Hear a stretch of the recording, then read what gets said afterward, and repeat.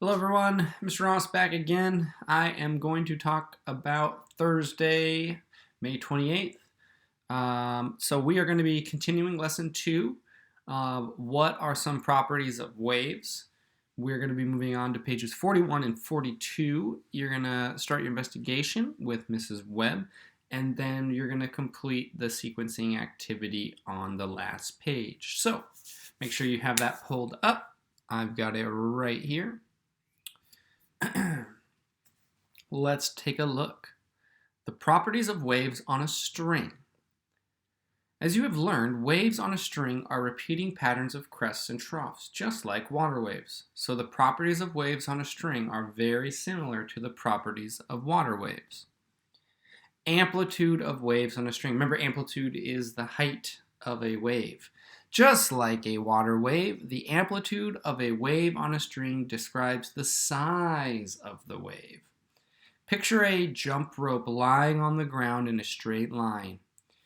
It is at its rest position. You can draw a line with chalk along the rope to see where the rest position is. Then you can take one end of the rope and shake it side to side, creating a wave. Just like in the picture down here, where we can see someone is making a wave with their string. The amplitude of the wave is the distance from the wave's rest position to its crest. The amplitude is also the distance from its rest position to its trough, because these two distances are the same. You can shake the rope using your whole arm by swinging your arm side to side as far as you can. You reach as far as you can to the left, then as far as you can to the right. You make very big waves that have a large amplitude. You can also shake the rope using just your wrist.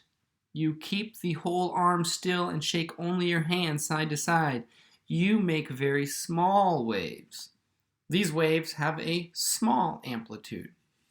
And we can see on the picture right here, it looks very similar to yesterday's water waves, where we've got a crest, we've got a trough, and then we've got our rest position, right? As well as measuring the amplitude. Wavelength of waves on a string. In a water wave, the wavelength is the distance between the crests of the waves. In a wave on a string, the wavelength is also the distance of the crests of the wave, is the distance between the crests of the wave. Sorry. The distance between the troughs of the wave is also the wavelength. You can make waves of different wavelengths in a jump rope. You can shake your hand very quickly side to side. The crests and troughs are close together, so the wave has a short wavelength. You can shake your hand side to side very slowly. The crests and troughs are far apart, so the wave has a long wavelength. For all waves, wavelength and amplitude are independent of each other. Two things are independent if they do not affect each other. Independent means two things do not affect each other. So a wave with a large amplitude can have a short wavelength or a long wavelength. A wave with a small amplitude can have a short wavelength or a long wavelength.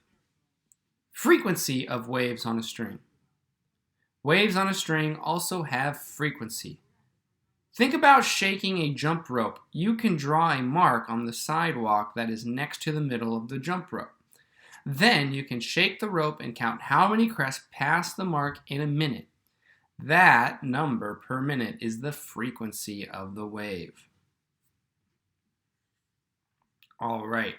Your assignment for reading and writing today is on this page. You are going to complete the prompts in order from left to right. Wave 1. Draw a wave that has 2 crests and 2 troughs. Wave 2.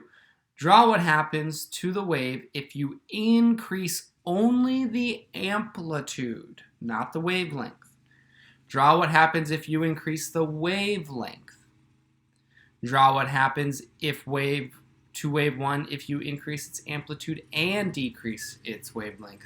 So the waves are all going to look different. Now, your writing is these two right here, and we want you to answer them in complete sentences with proper punctuation, spelling, and usage.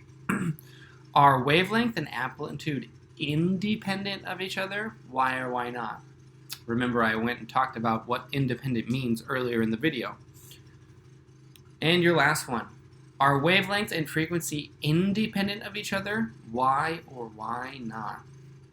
All right, folks, that is all I have for you today. Have a great day. We'll talk to you later.